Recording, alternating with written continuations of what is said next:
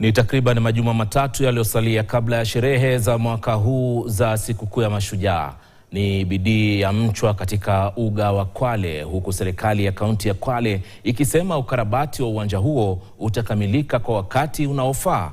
Na huku ukarabati huo ukiingia kipindi cha lala salama, viongozi wana imani kuwa sherehe hiyo itainua hadhi na uchumi wa kaunti ya Kwale. Tobias Chanji anaarifu.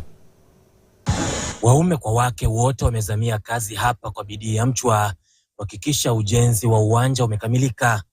Ni uwanja ulio na uwezo wa kusitiri watu 10,000 na ujenzi unafanywa usiku na mchana. Tumeweza kupata msaada katika preparation ama katika ujenzi kwa stadium yetu, na sisi kama kaunti pia tumejikaza, tutaweza kumaliza zile terraces ama mahali pa wale wananchi kukaa katika huu muda mchache ambao tumepewa.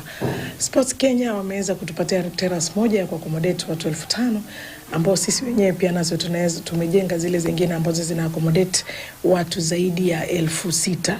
Kwa hivyo tuna matumaini kwamba siku ya Mashujaa tutaweza kuaccommodate watu zaidi ya 10,000.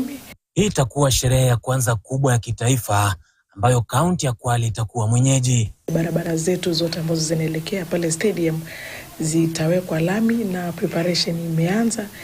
Pia tumeona watu wa maji pia nao wamejituma.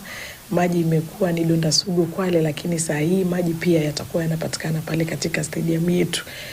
In the preparation ya kiwanja, sisi kama county tumeweza kutengeneza ile pitch, ile pahali wachezaji wetu wanachezea, na pia tutatengeneza zile tracks za kukimbilia, na tumeweza kutengeneza changing rooms, tumeweza kutengeneza adequate toilets ambazo tumetengeneza zaidi ya vyoo 16 na kuendelea. Kuna imani ya kufaidika na sherehe hii haswa katika sekta ya utalii. Shughuli mbalimbali tu zimeratibiwa kung'oa nanga mwishoni mwa juma hili kama mojawapo ya matayarisho. Kiendelea na preparations, pia kuna yale mazoezi ya wale jeshi ambao wataanza. We expecting them wakuje kuanzia tarehe 26 na bei tarehe 2 mwezi wa 10 watakuwa full board hapo wakifanya mazoezi. Na si jeshi peke yake, kuna watoto zaidi ya 1,700 watoto wa shule ambao watakuwa pale wakifanya zoezi. Tuko na wale wasanii wetu pia ambao pia wako katika kitengo hiki cha social services, wanaendelea na rehearsals zao.